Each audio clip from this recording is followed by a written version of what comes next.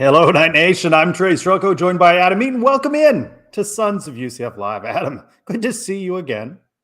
Trace, always a pleasure. I think you and I see each other, 3-4 times a week these days, but always fun to reconnect on a Thursday night with all of our goofy friends in the chat and talk some UCF sports. Hello to Matt Dolan, frequent watcher. Hello to Michael Emptiness, frequent watcher as well. Glad to be with everybody tonight. Yeah, but for perspective here, when we record around the kingdom, we talk a little bit before and a little bit after, and then we just see you for short bursts during the show. So some people like it that way, but I don't see you for very much. Yeah, some people like it that way. I thank you, Dolly. I feel angelic. A lot of Suns content this week. There's been a lot going on. We don't take off during the summer. Well, I take off every couple of weeks, but the Suns universe doesn't take off. Big news now this week, dropping the SEC schedule out that the Gators will be hosting the night, Saturday, October 5th, sometime between 6 and 8, but it signifies an evening time slot. Full day of tailgating for Knights fans that will be making the trip to Gainesville. What do you like about that time slot? Well, I mean, obviously in September in Florida, the heat factor, right? So hopefully it's a little bit cooler at the nighttime there. To your point, this is a pro or con, depending on what side you're on. You're going to get a lot of time to tailgate, which means either you don't have to get out of bed early, you get a chance to kind of mosey on over there, or you get a chance to have 375 Jello shots. It really depends on where you are. So it can either be good news for you, good news for you, or bad news for you, depending on who you are. But I do like the night, a nice little night kickoff in the swamp. You know, weird things happen at night, Trace. It's probably a little bit unfortunate to get out of there at night. I imagine most UCF fans are not staying in Gainesville, so that's probably a late night drive home, or they're probably all scrambling to find hotels or Airbnbs. Good luck with all that. But I like the night atmosphere. I think that'll be cool. Yeah, you mentioned that now. There may not be need to stay the night before, right? So it won't be a noon kickoff or anything like that. So you can just drive up on Saturday, but the getting out. Have you been to a game in Gainesville? I've not been to a game. I've been to the campus several times, but never on a game day. Well, I mean, right, capacity is double UCF, so 90,000+. It is difficult to get out of there. So, you take, you're tailgating afterwards and hang out, and but you're multiple hours getting out of Gainesville. Mario should be fine. Todd says hello. Hey, Todd. And Miles's dad is having some hello shots. Nope. Jello shots. Now, are you going to the game? I know it's June, and yes. I know Mike's talking about all sorts of things, but yes, there's some commitments in place now. Here's what I can report exclusively between the Sons of UCF podcast crew, myself and Mike and another friend of ours. I think we have 22 tickets. We are fully stocked. 22+ tickets. I saw Mike today on social media, got some sort of special code for single tickets as well. So does that seem legit to you? This whole special code thing? Is it real? Probably not. But Mike's all for it. So what are you going to do? He believes it. Yeah. If Mike believes it, it's got to be true. So a tailgate situation. This all right. We've look, I'm not going to promise anything right now. I'm not promising anything.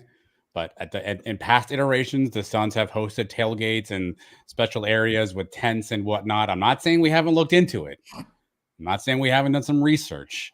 We got to see, because there's not a lot of tailgating spots available on campus. So tailgating will be a bit of a challenge in some respects, unless you're going to just tailgate in some random parking lot. So maybe the Suns will come through for everybody. Stay tuned. A lot of time left, but I can tell you there are 21 or 22 tickets. I'm not quite sure the count exactly purchased via the Sons of UCF podcast group. Interesting stuff. Mentioned a lot of content. You had an interesting interview this week. How did that come together that you got to talk with former UCF running back coach Ryan Held this week? Yeah, I've been on a mission lately, Trace, of trying to find people that we haven't spoken to, people you don't know a lot about, right? Like, 5-6 years into the Suns iteration, we've talked to a lot of people, been very fortunate, but I kind of want to find the people that you don't hear much from, maybe answer some questions, get to the bottom of some legendary stories, legendary concepts. And obviously that 2016, 2017 staff has been one that we've had a lot of questions about what they were doing here and why they left. So struck up a little conversation with Coach Held, and he agreed to come on the show, Trace. And I got a good clip. I think we've always wondered kind of the old what if, right? What if that staff had stayed? What if they didn't leave? Well, I think Coach Held has that same wonder. Well, obviously, if you could turn back time, I never would have left UCF. We'd be in the Big 12 conference. I can't imagine the freaks we'd have at this point, staying and doing what we were doing. But you can't turn back time, right? Yeah. You know, my situation was, you know, I played at Nebraska, Sure. you know, so the opportunity to go back. And plus, you know, a lot of these you don't have the choice. I mean, I didn't have to go, but what am I going to do? I'm out of a job, right? Yeah. So you know, it's just a tough deal. And trust me, in the room we could stay here for a long time and win a lot of football games and have a great quality of life. I had to laugh, right? He talked about if he'd held on to his house, how it would have escalated in value. And I don't know where this guy vacations, but he talked about, you know, going to the Disney parks with his wife and his kids and how he priced it out. It'd be what, $10,000? I'm like, where, Yeah. how long is he going? Which resorts is he staying in? It seemed a little pricey the way it was a 6-night stay on property, oh, wow. Yeah, flights and everything. So he quoted $12,000 versus the passes he had. I think he said he would go up there, had a Dole Whip, and come home in the same day and not there anymore. But again, we wonder this question all the time, Trace. We talk about all the time the biggest what ifs. What if that staff had stayed? What would have happened if they continued on? And obviously, Coach Held, you know, gives you some insight to, hey, man, I go home at night some days and I think about it too. We mentioned he wants to retire back in Oviedo, come back to Orlando. But it made me think, Trace, like how much that season was really lightning in a bottle. All that stuff coming together, that staff coming together. I mean, if you hear his journey, he was a JUCO coach. You know, I think this was his first opportunity to be on a D1 staff. All these guys came together, and it was really just kind of lightning in a bottle. It makes you realize now, 5, 6, 7 years afterwards, just how special that time really was. I don't know that we really enjoyed it in the moment. I think towards the end, especially because of the staff leaving and Frost leaving, it got kind of weird. But looking at it now, man, lightning in a bottle had to hit the players they had on that team, the recruits they went and got, guys like Mackenzie Milton, Adrian Killens, who weren't highly recruited guys, but all of a sudden came to UCF and became stars. Like just how lightning in a bottle had to hit to make all that happen. Every time I talk to somebody from the 2016 team, it just reminds me of a little bit of luck, a little bit of lightning in a bottle, and some amazing things can happen. Yeah, I've talked to several coaches now. Coach Becton, Coach Verduzco, now Coach Held. I think you're right. And you saw Dolly's comment, candid interview. Him talking about the Nebraska coaches watching Mackenzie when he got hurt in that game in Tampa. That was very candid and just, you know, very vivid experience for them to watch it. And of course, like everyone else, feel so powerless. I asked him off air and he didn't really want to answer the question off air. So I didn't ask him on air. Like when did he realize he made a mistake? Like when did he know? And he didn't really want to answer that question, but you could tell as he started talking about the team and the guys he had coming back in his running back room, kind of feel like really early on, at least him specifically, kind of looked around and was like, maybe this didn't work out as well as we'd hoped. And obviously he left before Frost left. He was one of the individuals who was sort of dismissed from that staff and now coaching in Nebraska. I think it's Kearney. I'm not really sure how to pronounce that, but he's back at a coaching level. The SEC of the Division II, I believe you called it, Chris. Yes, that is a term. You can see that full interview right now. Sons of UCF YouTube channel. Good running backs then, good running backs now. Question, of course, is can the Knights stop opposing teams' running backs? I asked a poll question. Are you satisfied with the linebacker room? That's been a source of much consternation on the parts of Knights fans. And about 2/3 of people say, yes, they are. Are you satisfied? I still think that we got a lot of question marks there. We got a lot of new faces. We don't know how they gel and come together. Yeah, I think that's the challenge, right? Like on paper, you feel like pretty good about the depth you brought in, about the experience you brought in. A little birdie told me last night that Gus Malzahn was down at the event in Delray. Mentioned that they had a guy in linebacker they thought would be a high draft pick. Didn't mention a name, right? So you think you have the intangibles, you think you have the experience, you think you have the depth there. But again, until we line up on Saturdays, it's hard to really say that. I would say if you're judging this off of, do we have more than we had last year? I feel like that's a resounding yes, just in terms of number of bodies, just in terms of number of actual individuals that can actually put a helmet on and play in that position. But in terms of are they going to be any good and what that looks like on the field, big TBD. But if you're saying do we have more than we had last year? I think the answer to that is a pretty consistent yes. So far, when I've polled, the only position group people have concerns about is offensive line so far. Knights fans super hyped about nearly everything going into this season. I've had opportunity, as you have had, to be guests on sports talk shows across the country, and I always like being asked to go on the air in Utah with Bryce Larson at Larson Sports. You'll find him on Twitter, Valley Sports Talk on 960 AM. He's good enough to join us this week on Sons of UCF Live. Bryce, hello. How's it going? Good to be on with you guys. Doesn't that just sound funny that you're live from a show, Orlando-based UCF, covering BYU and Utah as you do? Yeah, absolutely. Look, I'll actually be out in Orlando coming up here in August, just a little vacation. So excited to get out there, scout the area, see what's going on. And then we'll see if I make the trip back out for either the BYU or Utah game later on in the season as well. Well, if money's no object, as we heard from a former coach, you can spend thousands of dollars in the theme parks if you really want to. Yeah, absolutely. Well, money is an option, so we'll have to see what we can get to. I messaged you this week. I want to know more from you, from your perspective on this rivalry. We hear of the Holy War, but when you're out here, you hear Florida State, Miami, and all that. You don't hear as much about BYU, Utah. Talk about that, being involved in that and the coverage of it. What's that like? What's the hatred like between these fan bases?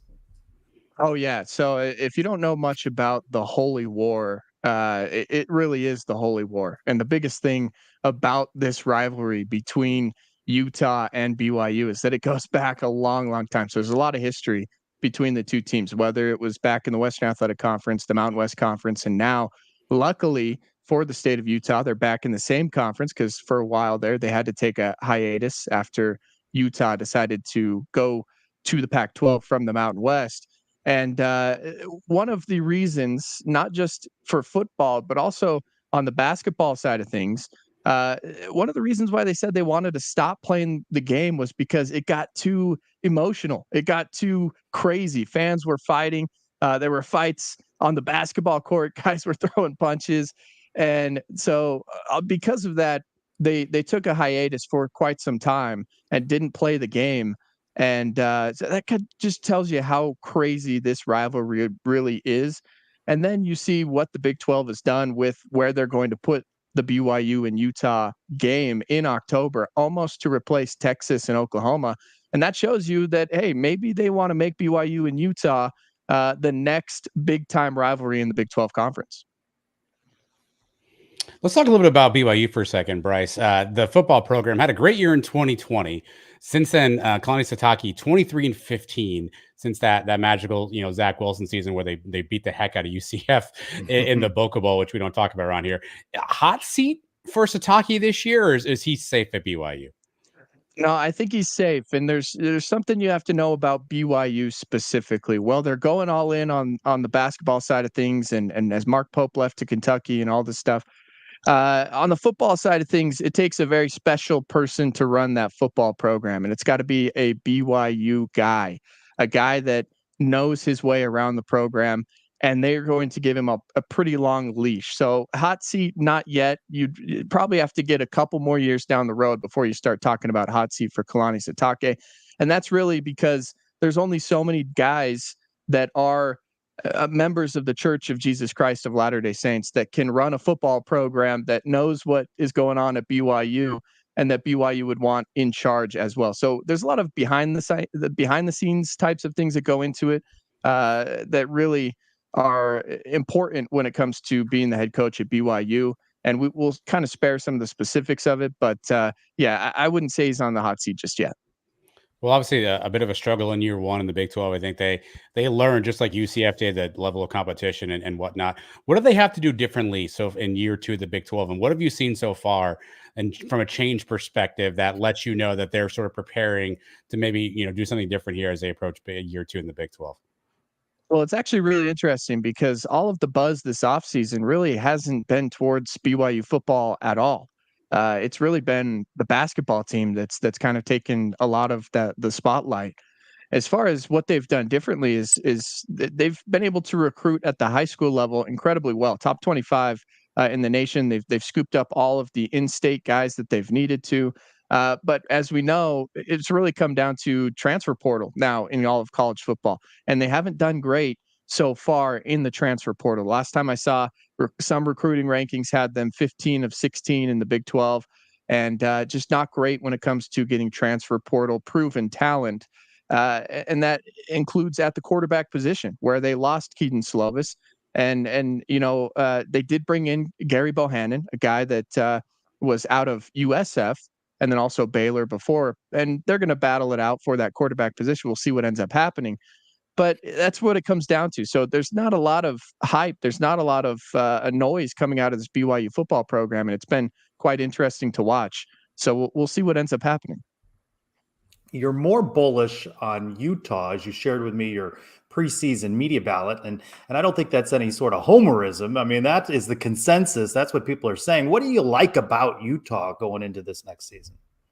Well, the biggest thing about Utah is they've got 26, 27-year-old quarterback coming back in Cam Rising, who apparently is eligible and will be with these new transfer rules for another year after this. So we'll see if Cam Rising decides to come back yet again. But this is a guy that's been to 2 Rose Bowls. He's played incredibly well at the quarterback position for Utah. Last year, it was just one injury after another. They thought Cam Rising was going to come back. He didn't end up being eligible to come back and play due to that injury.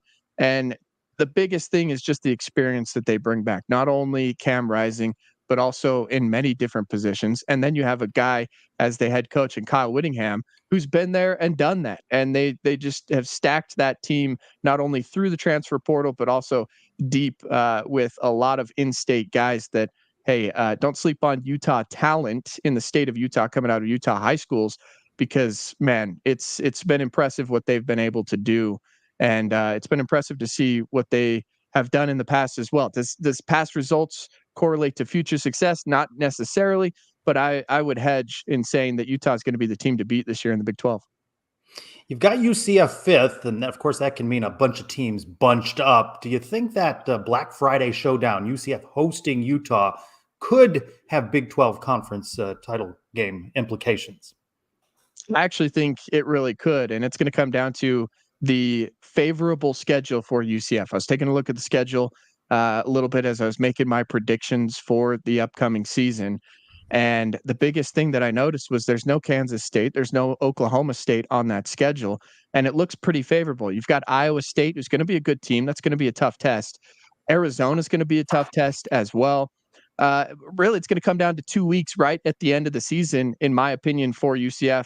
That's going to be the toughest 2 games of the season. Going on the road to Morgantown is no joke. I went on the trip last year to see BYU play out there in Morgantown, and I've been out there one other time just to watch them play Kansas a couple of seasons ago. And Morgantown's a tough place to go in and get a win. They love their football out there at West Virginia. So, and then you turn around and have Utah at home. I think it is going to come down to those final 2 weeks for UCF. I put them 5th because there are a couple of other teams I think they're going to be right there towards the end. Kansas State, Kansas is going to be right up there, and Oklahoma State as well. Just think that they have a little bit more experience. But I think UCF, because of that favorable schedule, because I'm a big KJ Jefferson guy, I think that it could come down to that final week. Bryce, obviously UCF and BYU have a little familiarity playing a couple times in the past, but UCF and Utah don't have as much. What is the perception of UCF as it relates to what fans in Utah, both of the Utes and of the Cougars, think of UCF? What's the perception of this random strange team in Florida that's in the Big 12? Yeah, it's kind of hard to tell what the general consensus of UCF specifically is. I could tell you what I think of UCF, what I think of the fan base and everything. It's been really impressive to see the rise of UCF, a team that's come from lower than a G5 school and made the rise so quickly. The news of going all in on their athletics and how quickly they've become such a great football program. So it's been a lot of fun to watch from afar. As far as the fan bases go, I know that BYU fans specifically are excited to make the trip out to Orlando because they are big time Disney fans. They're big time Universal fans. So you throw all that in with a football game and the ability to go watch their team play. There's going to be a lot of BYU fans that not only make the trip, but there's also BYU fans that live there in South Florida that will be out there for the trip. On the Utah side of things, Orlando is one of the cities that, hey, Utah fans, they're saying we're going from Seattle to Los Angeles to all of these other cities in the Pac-12. Now we have to go to Lubbock and Waco, and that's kind of the thing that the argument that they're making. Well, you look at Orlando, that's the most appealing city on their schedule this upcoming season. So I think Utah fans are circling that and saying, hey, Black Friday, Thanksgiving weekend, we're going to make the trip. Bryce, I had a chance to check out the Valley Talk Sports page there at 960 AM. And I know you talk all things Utah, so I'm curious. One other connection from UCF and Utah is Taylor Hendricks, the first-round pick of the Jazz forward who had just completed his rookie year. Any thoughts so far on Taylor Hendricks and how he fits into what the Jazz want to do in upcoming years? He had a kind of up-and-down rookie season, spent some time in the G League, of course. But any insight, any thoughts on how Taylor Hendricks fits in with the Jazz's plans?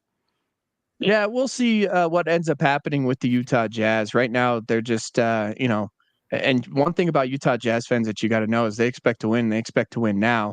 And with Danny Ainge in the front office and the changes that they've made with Ryan Smith there as the owner as well, really that roster, it might not even be the same in just a couple of weeks. Like they're making a lot of different changes. But moving forward, we'll see who's still on that roster. You got to think Larry Markkanen's going to stick around. Taylor Hendricks might be one of those guys that sticks to the roster and sticks with this Utah Jazz team. They want to go younger. They want to go with guys who they feel like have that potential. Keontae George, another guy who they think that has that potential moving forward. So we'll see what ends up happening with Hendricks as well, and if he sticks with that roster. But one thing's for sure, there's going to be a lot of movement, a lot of trades made, and they have a lot of cap space. So we'll see what they say. But one thing that Danny Ainge mentioned heading into this offseason was that they're going to go big game hunting. I'm not 100% sure what that means. We know that free agents don't really love to go to Utah. So we'll see what the future holds for the Utah Jazz. Well, speaking of Utah Pro Sports, they're also getting a hockey team coming up here. The Coyotes are relocating. Can you update me on the name?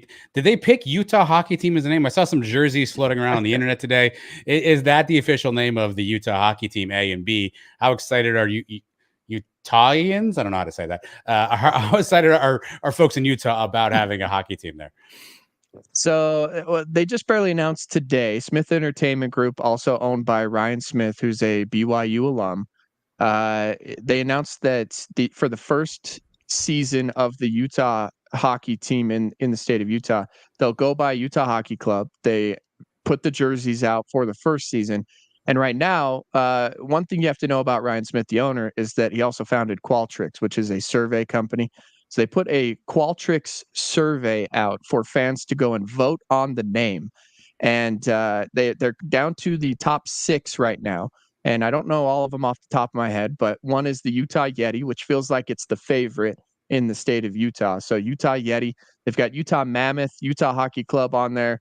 The Utah Outlaws is one of those different names as well.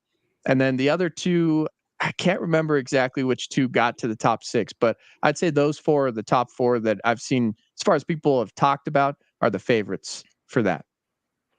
Are you getting ready for a Yeti Kraken matchup midweek in the NHL? Is that the way that's going to go? Yeah, absolutely. That'll make for some fun matchups. All right, so you had Utah first on the ballot, UCF 5th. I mean, they're wide open. A lot of teams could be in there, but you've got Kansas State too. So is that your prediction at this point, June? That's who you're looking at for a Big 12 championship game. Look, I love Kansas State and what they've done in the offseason. Yes, they lost their quarterback, but they replace him in a very, very good young quarterback in Avery Johnson as well. I think that the dual tandem they have in the backfield at running back is going to help them out a lot. And then you just look at what they've been able to retain across the entire team, and I think they're going to be really good. The other team, and I put them, I would have them more 2A, 2B, would be Oklahoma State. And the reason why is because Ollie Gordon, he's my preseason player of the year. I think he's the best single player in the Big 12 conference. I've seen him play in person. been able to watch him, and he could take over a game. And when they realized that at Oklahoma State last year, they just continued to feed him the rock. They return the majority of that offensive line as well, and that makes them a very, very scary team. Now you look at the defensive side of the ball for Oklahoma State. They've got two of the best linebackers in the Big 12 as well, manning the defense. And then you can't overlook a Gundy coach team as well. We had a lot of questions last offseason. What were they doing in the transfer portal? They had lost a lot. A lot of guys had left that team. And then boom, they turned around and there was no question about it. Yeah, they got ran on their own field early on by South Alabama. By the end of the season, they had it figured out and they were back in the Big 12 championship game. So those three teams, Utah, Kansas State, Oklahoma State, are going to be right up there. Because UCF's schedule is a little bit, it's not as daunting as some of these other teams. I think UCF could make a run and be able to be right in the ballpark with those teams. So, we're going to have to clip those Ollie Gordon comments and share it with UCF running back RJ Harvey, who might want to have a word with you. He outperformed Ollie in that UCF thrashing of the Oklahoma State team last year. So RJ Harvey may want to have a word with you on that. All right. Hey, I love to motivate the players. So go right ahead and share it. Bryce Larson, Valley Sports Talk, 9:60 a.m. We appreciate you being here. Invite us on anytime your show. We hope to have you back. And if you need some tips from Central Floridians on what to do while you're in town besides the theme parks, hit us up for that as well. Absolutely. Will do. I appreciate you guys having me on. Thank you, Bryce. All right, Adam, what do you think? He picks Utah, but that seems to be the consensus. I'm not sure I've seen a pick of anyone other than Utah as one in the Big 12. Yeah, look, I think that's the smart pick coming out of things, right? They're a veteran team, they're a physical team. You saw the success they had in the Pac-12. I think that makes a ton of sense. So I'm okay with them being that team right now. But again, we roll the balls out every Saturday. You never know what happens. So I think for now, though, it makes sense to have the team there. Trace, I didn't get an answer. Is it Utahians? Is it Utahns? What is the? I don't know. He didn't answer that. I'll get clarity from Bryce on that and let you know. That's a. I feel like Matt Dolan would know stuff like this. Matt Dolan, do you know what to call Utah people? Matt Dolan knows a lot of obscure things. That's why I think he knows where Nebraska Kearney is, right? Kearney. Kearney. Sorry. Yes, get it right, please. All right, been a busy week for us. Want to try something new? Let's take a look at this. Adam, roll tape. The year after. Oh man, I'm blanking. I don't know the rest of these. It's just my opinion. I'm not saying I'm right. I'm not saying it's the right way. My heart has just dropped in my stomach. People want to talk about the Florida State snub. I think this is worse. I think this is far worse. The Glizzy Gladiator. Sorry if I watched the game, but it was so boring, man. Gaines was awful. It was so. I don't remember him. He was probably mid.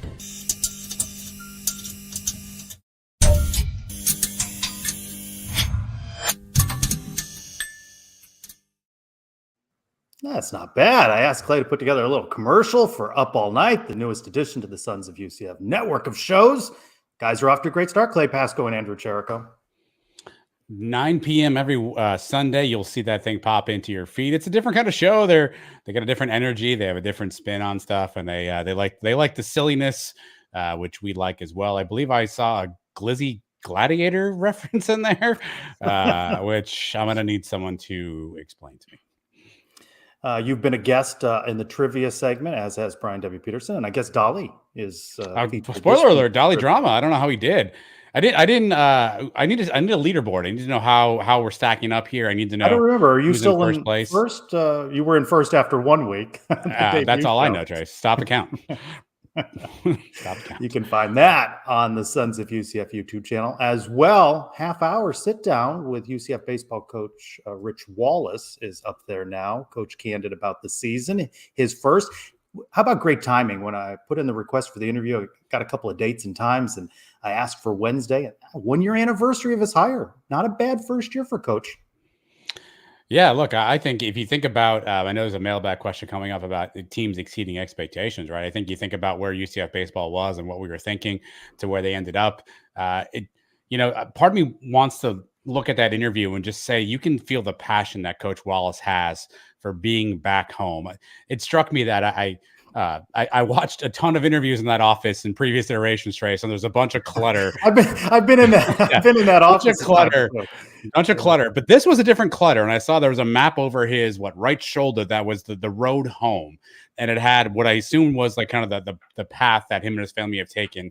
And I think that's so important, because this is his home, and I think he wants to be successful here. And I think maybe he's given that extra 1-2% that maybe you give when you care about something so much. And I think it's great to have somebody who wore the black and gold back in that chair, back wearing the black and gold. And the fact that this is the road home and this is home for him, I think is a really cool output. And I think you saw some of that translate both in his passion on the field and what he's done with this UCF baseball team. Yeah, we talked about all of the memories. First year in the Big 12, welcoming back former head coach Jay Bergman. He also played a role in a very special moment on senior day for Keano Suarez. And I asked Coach about Keano. Keano, special kid. Like, he didn't get a lot of acclaim on the field, but what he did in the bullpen, and to get him to get that moment, like, that was special. I'll never forget that. No one who was there will ever forget that. We are glad to welcome in Keano Suarez from the UCF baseball team here on Sons of UCF Live. Keano, welcome in. Thank you. Thanks for having me. I really appreciate it. You are just a tremendous story to root for, and there's so many different things to talk about with you about. And I don't know as many fans, that know your story, that you're a local kid, Lake Brantley kid, and you were playing club baseball. I mean, this is how much you love the game of baseball. Talk about that. You love it so much that you joined the club team at UCF first. Yeah. So, like I said before to a bunch of other guys, because they're also kind of confused with the whole thing, especially when I come and join. They're like, "How did you not play out of high school?" It just didn't work out for me. That wasn't what God had for me. So it is what it is. I know everything happens for a reason, but I did end up playing on the club team because just didn't work out for me. I wanted to play in the game. I actually, during COVID, I played in a men's league. So I played in a men's league, and then I ended up playing with the club team with a bunch of those guys. And, that was a great year. It taught me a lot, and it taught me to be more of a leader. And that's the role I think I took over, even though I wasn't really much on the field the last 2 years. I think I did a good job with leading the team and being there for the guys that needed it. So it was just a great journey. I'm really glad it happened, and I'm glad where I ended up. Describe that jump from club baseball to playing on the UCF Knights in this first season here in the Big 12. I mean, most people are going to say, what are you thinking trying to do that? Yeah. I mean, honestly, if you told me that, hey, you're going to make the team, I would be like, okay, that's a little far fetched. And then you tell me I'm going to be in a Power 5 school, I'd be like, okay, guys, now we're going a little extra here. So it was a very big jump. It wasn't something that, I think the team was unexpected. It was like, I feel like we handled it very well. As you guys saw, we were very successful. So as a team, I think we did a great job transitioning. I think we just focused on what we were as a team and who we were, which was Wally's favorite thing, was play UCF baseball. And that's what we did.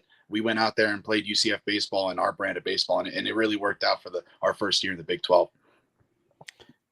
Ken, as we brought you in, you heard us talking about Coach Rich Wallace. What did he bring to this program? Can you describe sort of the energy and the change when Coach Wallace walked in the door for the first time?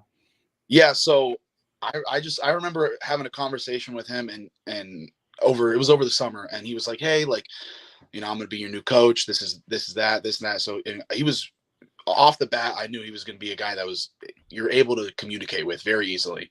And throughout the year, you guys will be able to see he's just an easy guy to talk to, and that's someone you need as a coach. It's like you can't be scared of somebody. There's a difference between having respect and being scared, and I think he really gained a lot of respect from us.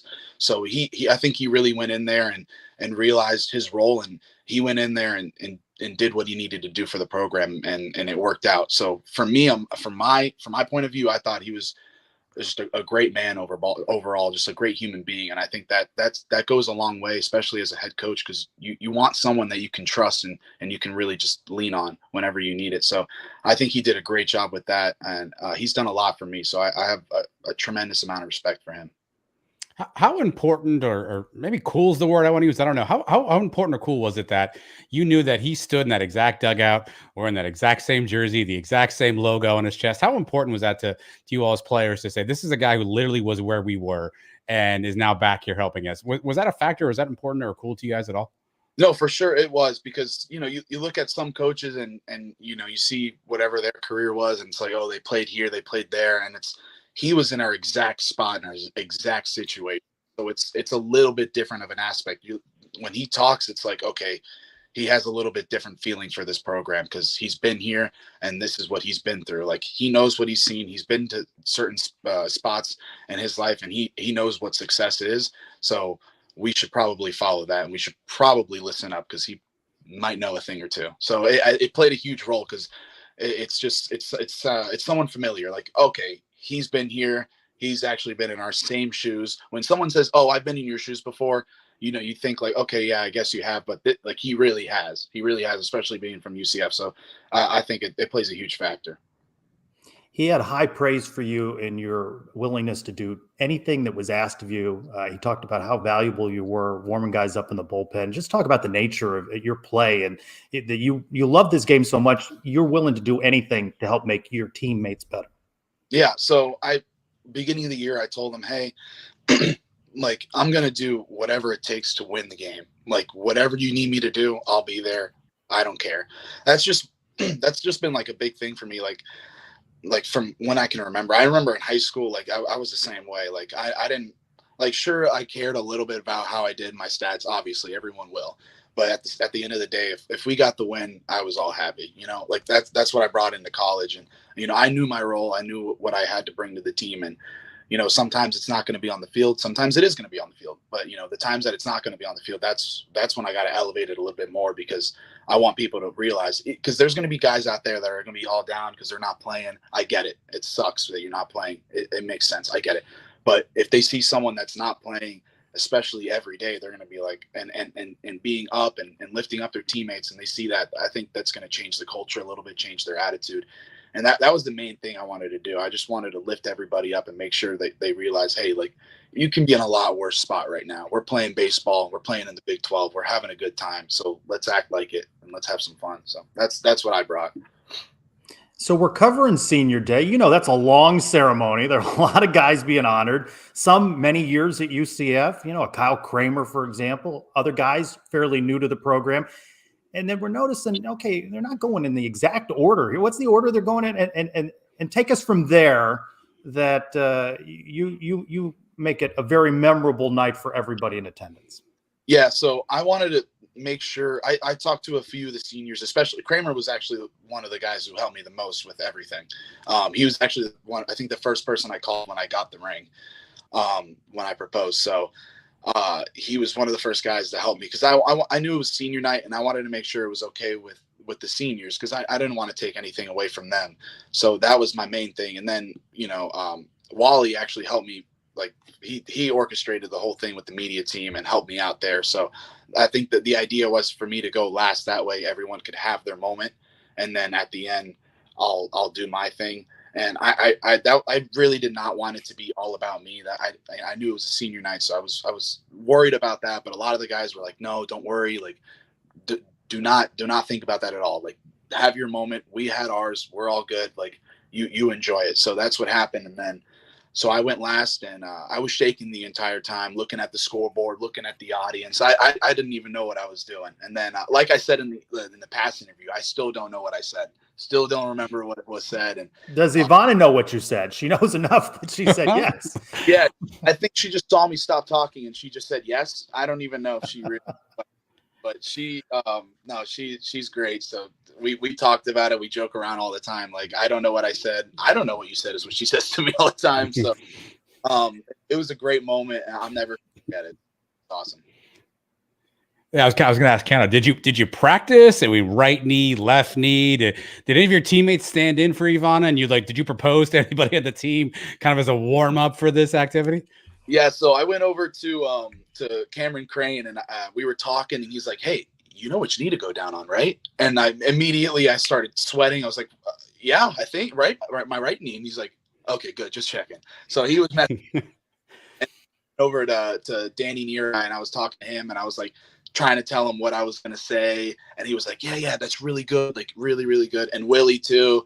I was telling him like, hey, this is what I want to say. He's like, yeah. That's awesome. That's awesome. So a bunch of the guys were really into it. Some of them didn't know because I wanted some of the surprise factor. I wanted to get some reaction out of it, but some guys also did know. So a lot of them, the guys who did know helped me tremendously. And they were really great about it. Well, maybe you should ask those guys what you said. Maybe they have the best understanding of what actually you said that day. I got to talk to Danny because he might know more than me for sure. Is that the most nervous? I mean, you've obviously played baseball at a high level. Is that the most nervous you've ever been in your entire life? I had my first Big 12 at bat in Kansas, and I can 100% say that was definitely less nerve-wracking than that proposal. I promise you that. My first game last year when we played oh my God, the first game of the season, the first series. Anyway, I was freaking out. I was like, Siena. Was it Siena? Yeah. Usually Siena, yeah. I almost said Dartmouth because of the green. Yes. Yeah. And I was like, oh my God, I'm finally here. I made it. That was less nerve-wracking than that proposal. Oh my, I was shaking the entire time. Everybody will tell you I was like this. Oh, it was terrible, but I got through it and it was awesome. You mentioned you talked to Coach Wallace. Was it your idea to get his assist and holding on to the ring and handing it off to you? Was that your idea, his idea? How'd that come to be? So it all started so we were in the dugout trying to figure it out like 15 minutes before. I was talking to Danny and I was talking to Willie, and we were like, what's the best way to do it? And we're like, okay, try your back pocket. I put it in my back pocket. That didn't work because it was very obvious. So we tried to put a batting glove in my pocket with the ring, and then I tried to take it out. It fell out. It was a mess. So that wasn't going to go. I went to Wally. I said, hey, Wally, do you think like there's another way? And he's like, yeah, I think like, what if I just hand it off to you? Do you think that'll work? And I'm like, I mean, it should work, right? And it could. So we went with that idea. He started fumbling around with it in his pocket. So I got worried when I saw the video. I was like, oh my gosh, I was even like, I knew what happened. And I was still like, oh, is he going to drop it? Is he not? So I thought that was really good. Yeah. It was a combined idea, but yeah, it was mainly him with everything. Now, I've read you're entering the transfer portal and you go, okay, but haven't you exhausted eligibility? Explain that. Yeah. So the whole thing is still very new to me and it's very confusing. Still, I was talking to Sam, our compliance person, and she's been great helping me out with that. There's like 10 credit hours you get to complete NAIA and D2 and D3 and stuff. And I think like I'm on like the edge of that. I think that's how I'm able to do it. And then also the first year I joined club, we had an extra year of COVID canceled. So that 2020, 2021 year also got canceled for us. So, and I know the Ivy League schools, some JUCOs also got canceled. So I think that's another factor that falls into that. So it's very confusing. I'm not even the right guy to ask. I don't even know. I got to let like other people to handle that because it's very confusing to me. But your fiance, she's been supportive of you. And as you mentioned in that post-game interview, you've been dating since 8th grade. She supported you all along the way. Oh yeah. Yeah. No, she's been a huge factor. Like I said this, I think my first ever interview was against Siena, against that, it was that series. And I said, I wouldn't be there without her. And it's true. Cause I really wasn't going to do walk-on tryouts. Cause I was like, I'm not going to do this. I'm not going to make it. I'll just play club. It's fine. Whatever. And she's like, just give it one more. Just give it one more. Right. And I said, I don't know. It doesn't seem right. She's like, just give it one more. And when she gave me that face, I was like, okay, I'll do it. Sorry.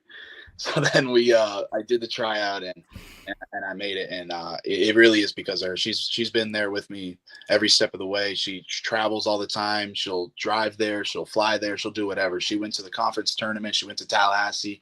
She'll do whatever. She's an amazing person. And I'm so lucky to have her. Do you have a date yet?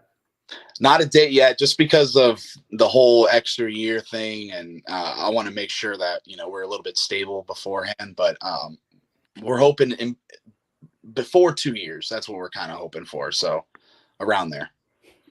Well, thank you for the great memories you have provided to Knights fans. We love your story from club baseball to that proposal, and can't wait to see what you do next in the game of baseball and beyond. No, I really appreciate you guys. Again, I love doing these interviews. If you ask me, I'm never going to be the guy to say no. These are always a blast for me and makes me feel a little bit special. So I really appreciate you guys and what you do. Well, hopefully you'll be busy playing somewhere, but if not, maybe we'll have you on during the season. You can, provide a little analysis on the Knights. Yes, I would love to. Keano Suarez, congratulations. Once a night, always a night. Thank you, sir. Thank you. Thanks, Keano. What a great story, Adam. What a great story. I'm concerned that he may have proposed to Danny Nearai. We need to get to the bottom of that. I'm concerned that there's something we need to get. If Danny Nearai may be scarred, well, he may not have. I don't know if he said yes, and I'm concerned Coach Wallace was fumbled. I need a good relay from second to short there. Concerned there might have been a fumble there. Good stuff. We wish Keano all the best. Great night to have with us on the show. All right, let's check out some news and notes real quick. My name is Shannon Doherty. Let's go around the kingdom. I got an update from Carrie Hescock, mom of Jake Hescock, mom and dad on the show last week. She said the golf tournament, big success. They're still figuring, you know how these things are with your Venmos and all this and trying to figure out all the different sources of money, but very big success. As we speak, they are taking part in the American Heart Association Gala in New York City as they continue to raise awareness about their family's story and raise awareness for the Jake Hescock Foundation, Win the Day Foundation. So big thanks again to our supporters, Sons of UCF, who contributed to the foundation. And also big thanks. And the winner of the Sons of UCF pint glass was Chet Bortz. Chet, your glass went out today, so you'll be the proud owner, or one of only two people right now that have a UCF Sons of UCF pint glass. So thanks to Chet, thanks to everybody who donated, and stay tuned. Obviously, we're going to continue to find ways to support the Hescock family and the Win the Day Foundation. So stay tuned around here, and we'll keep you guys posted as we learn more, as there's more opportunities to support whatever Carrie and Jeff want to do. Yeah, we wish them the best. You were once criticized for maybe some shaky headlines, and you've been stepping up your game ever since. And you wrote a provocative one as that Florida game, the Knights Super Bowl. That got everybody fired up, and we discussed that, Eric Lopez and I, on this week's Around the Kingdom. A little clip from that now. But if you lose the Florida game, what does that mean for the rest of the year? Do you think you're going to beat Utah, the other teams, all of a sudden, and you just happen to lose to Florida? I think you're trying to protect yourself, Trace. I think you're scared of this game. I think you're scared of the pain that this game could cause you, and you're trying to deflect it. Yeah, a lot of pain, my friend. You don't want to revisit what happened in Tampa in 2007, do you? He's so provocative, isn't he? You're scared, Trace. You're scared. You're scared. No, you're scared. He saw right through you. He knows you're scared. I'm not scared, but I'm not sure UCF's coming out of Gainesville with the W either. But we've got months to talk about that. So this week's Around the Kingdom you'll find as well on the Sons of UCF YouTube channel. We mentioned Clay Pasco earlier, doing a great job slicing and dicing all of these clips from the various shows and dropping them on Instagram.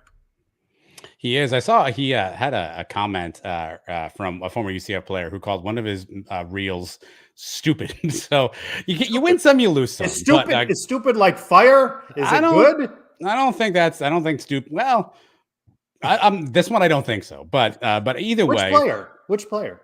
I don't want to out anybody, Trace. Although a lot of great. We just go to that clip and see what we just see. Or then you need to go to the Sons of UCF Instagram page. While you're there, subscribe and follow, Trace. I'm not giving away all the goods here, but a lot of great. He posted a clip of Jake and Jake Hescock's mom on our show and got a lot of likes, a lot of love from his former teammates too. So I thought that was really cool. So check out Instagram at Sons of UCF. We're gonna do a giveaway soon on Instagram only. This very hat that's on my head here, I have one of these to give away and another one to give away as well. So only on Instagram though. So make sure you are following. I love how you always have one or two things only. They're very special editions. What do I look like? What do I look like? Distribution center, Trace? I mean, geez. Do we? I don't know. We didn't confer about this. I dropped it in there. We hear from Jeff Allen this week, correct? Why would we not, Trace? Why would we not? I don't know what he's got left to cover, by the way, because I don't know what the Big 12 has. So I'm as curious as you are as what this Big 12 minute's going to hold for all of us. It's time to bid a fond-adieu to Oklahoma and Texas as the longtime legacy schools depart for the SEC. The two schools were part of the original Southwest Conference from 1915 to 1919 before the Sooners left for the Missouri Valley Conference. While they would stay linked through the Red River rivalry in football that started to be played annually in 1929, they would not become conference mates again until 1996, when the Big Eight, where Oklahoma would reside since the 60s, gobbled up the Southwest Conference, where Texas had remained all along. And now the two schools are two-stepping together to the SEC. On their way out the door this season, both schools competed or won their final Big 12 titles in numerous sports and concluded with the Longhorns and Sooners battling for the national title in softball, in which Oklahoma pulled off the historic four-peat. And at the NCAA Track and Field Championships last week, Texas racked up 3 of the 5 individual national championship gold medals. The Big 12 also scored 1 silver medal and 16 bronze medals, including UCF's Renaya Jones in the women's 100-meter hurdles. With your Big 12 minutes, I'm Jeff Allen. I think he meant to say the Sons of UCF pennant behind him is the only one that exists. I keep looking for no pennants there. I think he meant to say the All-State 12-minute there, Trace. I think that's an error. That may have been a typo. I got to edit that out. The All-State 12-minute brought to you by we haven't talked about that. In the ramp up to Big 12 media days, Commissioner Brett Yormark talking about a lot of things: private equity buying into the Big 12, the naming rights for the league. I will tell you, I think that's good for the league and for UCF. If it means a lot more money for UCF, that's fine. I have a buddy that a sports anchor, and he refuses to say the corporate names because he goes, they're not paying me to advertise their brand. And he's on the air doing sports. So I kind of like that. I'm not calling it the All-State Conference. They can call it that. I'm not calling it that. That's just me. So I'm for sale. Sons of UCF podcast at gmail.com. We will sell anything. I once sold the trimmer for a year lower nether regions. So I recall when you asked me if I wanted to be a party to that. You may remember that I said no. I was a lot of great ad reads. I need to pull those out. There's some that bad choice of words. I need to go back to those. There were a lot of classic ad reads there in the Manscaped. There were. In the dungeon today, there was a question. Saw the shirt that I wore with the interview with Coach Wallace, and we were asked, where can we get that merch? Is that ever going to be a thing? Are we just giving away a shot glass or a pint glass every so often? It is a pint glass. I'm glad you asked, Trace. If you go now to night-fanshop.com or sonsofUCF.com, we now have, I think there's 5 total items up there right now. So we have partnered with Miguel. He is the proprietor of Night Fan Shop. He's the one behind all the logos you see on screen here. He hands out the sticker packs, some of the really cool shirts. We have been working with Miguel, and he's going to put some of our gear on his website, including this very shirt you see me wearing here, Trace. There's only 2 of these right now, by the way. one is here. You can find this very shirt and a same one in black as well. And there's only one of these right now, Trace. This here very hat here. I like that one. I like that. A new version of Sun's hat also there. The pint glasses will be on that side as well. And because Miguel is such a nice guy, Trace, he did us a favor. You use promo code SUNS-10. You will get some money off of your first order if you go to nightfanshop.com, search for the Sons of UCF. And Trace, because you and I are such nice people, if you buy something Thursday, Friday, Saturday, Sunday, maybe even Monday, the next 5 days, all purchases, we will donate all of the money that we get to the Jake Hescock Win the Day Foundation. So the next 5 days, anything you purchase, our proceeds will go to the Jake Hescock Win the Day Foundation, and you get 10% off with Suns-10. Again, go to nightfanshop.com or sonsUCF.com. There's a little shop logo in the top corner of suns.com. You can check out the stuff. If you like the stuff that you see there, let us know. We can put more stuff. So the polo Trace is referencing, not for sale now, but it could be. You let us know what you like. You let us know what you want. And there's a lot of options there. So again, big thanks to Miguel, nightfanshop.com or sonsofUCF.com. Promo code SUNS-10. Again, and we'll donate the first 5 days worth of proceeds to the Jake Hescock Win the Day Foundation. Hey, Clay, clip that part right there and drop that as a reel. A little editorial meeting. live. You assume Clay's watching? No, Clay's watching. Clay's watching. Okay. I haven't seen him. Or, in the comments, but I like or he will watch. Or he will watch. I think he's on vacation this week, actually. It is that time again. I hear it was. So it's a mailbag. So what? So what? Do you know whose mailbag that is? It's that time again. Time to open the Brian W. Peterson Sons of UCF mailbag. I'm 260 for my shirt. Oh, hell yeah. Did not a week ago I request forgot to edit that there may be an edit there. So forgot to edit that out. Associated. Forgot about that. The next Kingdom NIL giveaway. Maybe we'll do an auction item on getting rid of that or keeping it. You tell me. Speaking of the Kingdom NIL, I'm proud to announce that JP Gilbert is the newest supporting member. You know, he was loaded for bear. He was going to go to that coaches tour event. He was going to, play Cub reporter, and he was going to fire off a question to Coach Malzahn, and then he ended up showing up late. There was a lot of severe weather in South Florida.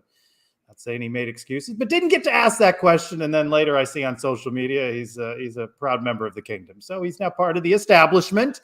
And I even messaged him. I said, if it gets tense with Gus, we'd like to have you on live to talk about it. And I messaged Brian. I go, hey, can you record the tense exchange between JP and Gus? I see photos of SJ Tui and JP just hanging out, donating money. They're all members now. See, this is where you've got JP Gilbert confused, Trace. Let me explain some things about JP Gilbert. One, the guy is one of the biggest Knight fans I know. Like, he legitimately is a big Knight fan.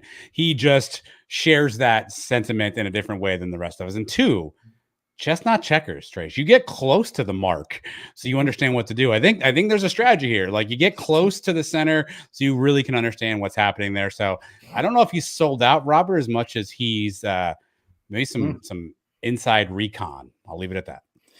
I'm just telling you, the first time he puts up retirement home photos in Little Rock, it's not going to carry as much weight. You can't spell PJ without JP. So we will. If I see him in that private jet with Taylor Gearing, then we got problems. Then we got problems. At _all-night_ UCF announced Gator game will have a kickoff between 6 and 8, as we talked about off the top of the show. Both teams come in without a loss. Could we be looking at a potential college game day situation? No, I don't see that. I think the Gators are going to lose a bunch of games this season. I don't buy it. Yeah, I mean, look, Gators have to play Miami, Texas A&M, and Mississippi State before UCF. No. Those are 3 tough games. Obviously, we still have to play TCU before that. TCU. So there's a lot of stuff to cross off that list there. So, but if that happens to happen. A lot of happens. Maybe. Then anything's possible, but I think you have a lot of boxes that have to be checked off first. At Love Not War 311, July, August of last year's cycle, huge recruiting months. Should we expect this again, or was it one-off? I expect the same. I have no reason to expect not. Obviously, UCF's in a lot of recruits. You're seeing the momentum on social media from Bounce House Weekend. You're seeing a lot of kids who are committed elsewhere coming to UCF. So I have no reason to suspect otherwise at this point. Robert, 2 letters, 2 words. What would you say is Gus's biggest strength as a head coach? Salesman, program manager, sideline tactician. Well, not sideline tactician. Salesman. Salesman for the win, Trace. Yes, this makes it sound slimy because I that's not how I mean it though. But I think he sells UCF really well to recruits, to donors, to other individuals, to the media. I think he's obviously been on a press tour. A lot of folks really like UCF, so I think the sales aspect, the face of the program aspect, maybe is probably what Gus does best. I punted these 2 questions last week to use in Around the Kingdom. But I want to bring them back this week at Golden Knight _2. Which sport had the best first season in the Big 12? At Scott88513.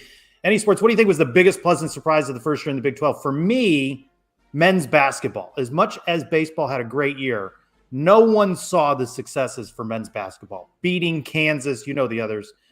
Men's basketball was the most pleasant surprise for me in year 1 of the Big 12.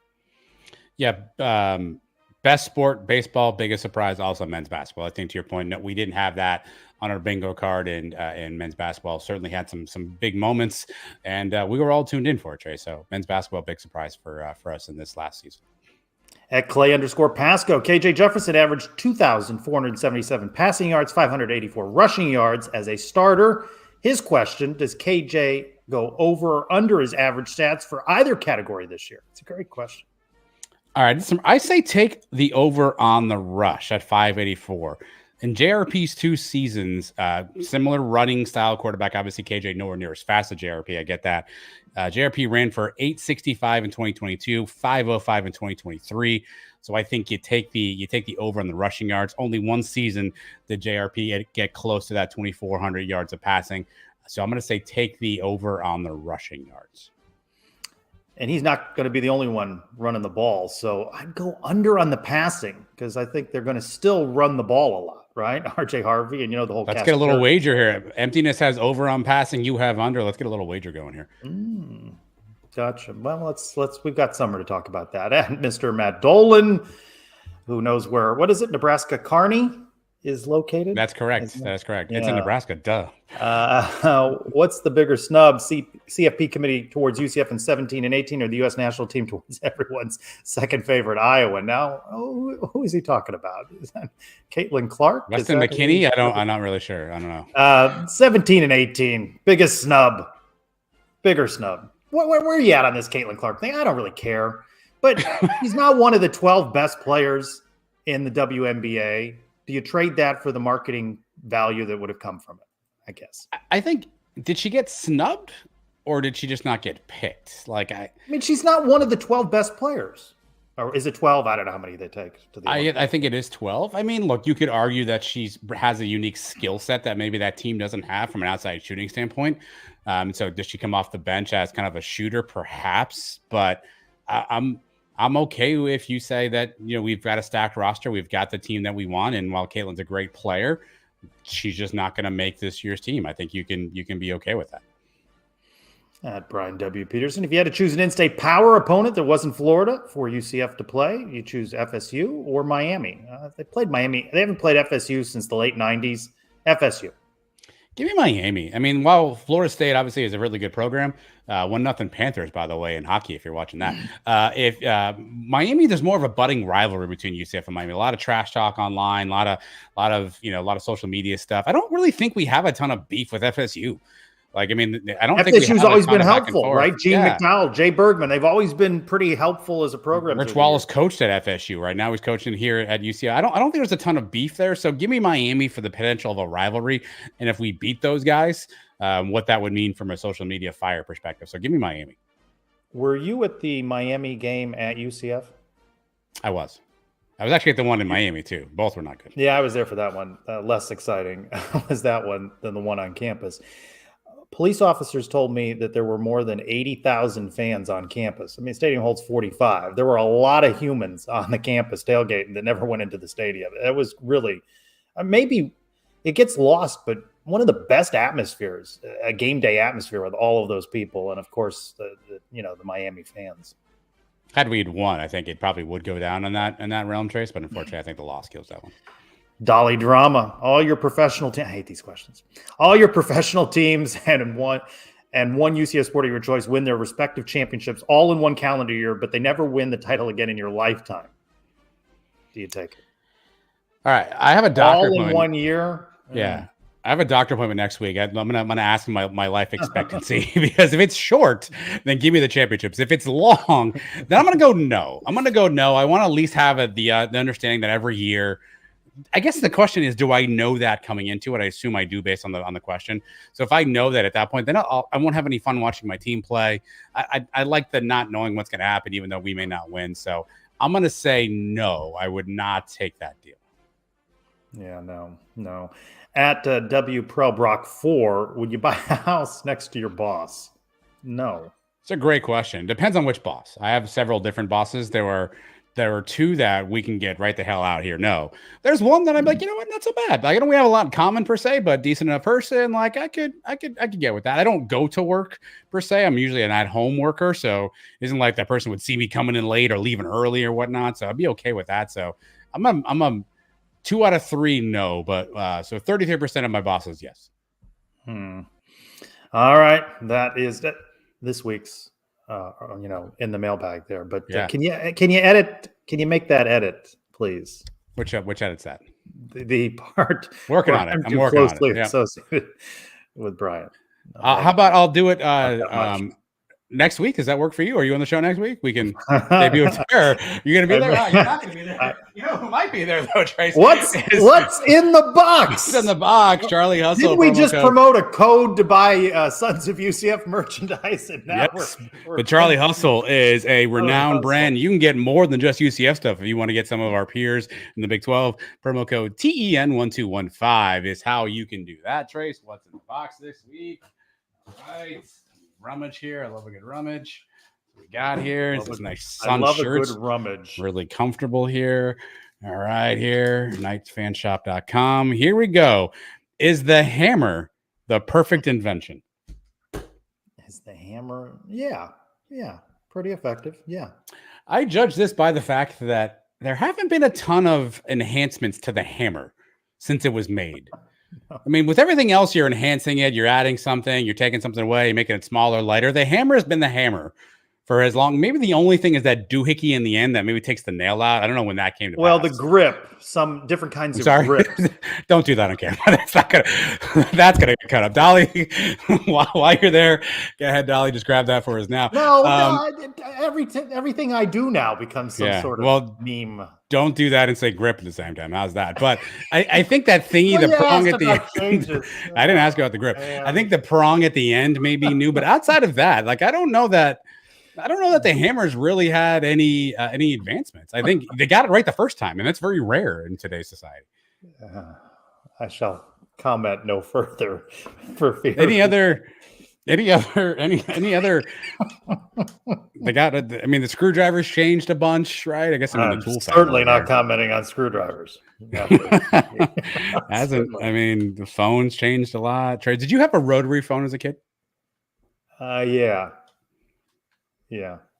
I tried to explain to my children the other day that when I was growing up, I had a landline, and they were flabbergasted by this. And I even blew their mind that I had my own landline. My family had their own number. I had my own number, and they're like, "Wait a minute, you had to be in your room to talk on the phone?" Like they were just flabbergasted by the fact that you were tethered to the wall to talk to your friends.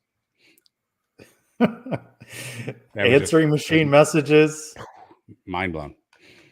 The hammer, though, the perfect invention. Flipping through some channel one night, and the guy was chasing a guy and lost the guy, and then stopped to use a payphone to call back to the station. And I'm like, "Don't do that. Don't stop and make a payphone call. Just keep chasing." Speaking of chasing, Trace, I have an idea for any TV executive out there that's listening to the show, and why would you not be? If you gave me a 24/7 channel that just showed me police chases via helicopter feed, I'm all in. I am all in on a good police chase down the highway, guys weaving out of traffic. If there was a channel that showed that 24/7, I wouldn't get anything else done in my life. I would watch that channel all day long. Isn't that just local Los Angeles news? Isn't that just it might be. It might be. There's a Twitter account, Sky Wob, who anytime there's a police chase goes live on Twitter, and it's the most fascinating thing I see all day long. I stop what I'm doing. If I'm at a work event, if I'm, if there's a kid sick, I don't care. We got a Dodge Charger on the loose, and I'm in on it.